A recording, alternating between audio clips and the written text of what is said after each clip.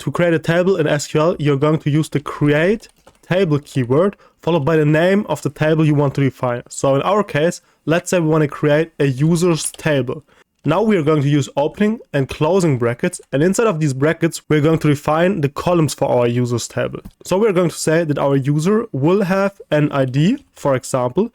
This ID will be an integer or of type integer, and we're also going to say that this one will get auto increment and primary key, but you don't need to understand those keywords yet. The next column, for example, could be a username. So we're going to say username has data type of varchar.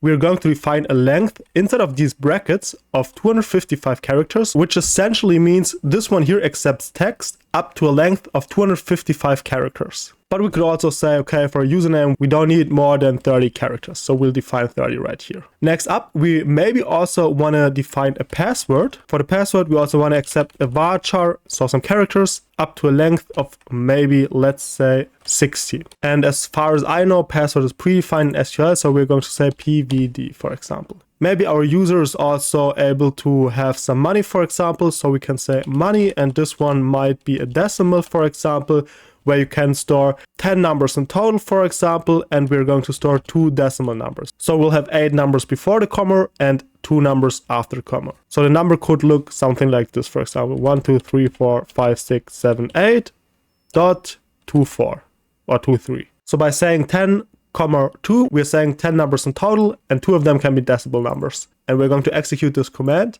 And as you can see, create table users, everything worked. We're going to refresh our entire table section, and now we have something inside of tables. So we're going to open this, and as you can see, we have the users table right here. You can also see for the columns we have ID, username, PVD, and money. So those are the individual columns that we are going to define. Those are the column names. Followed by the column name, we usually have the data type right here, and then you can add some certain keywords that we'll learn about later on.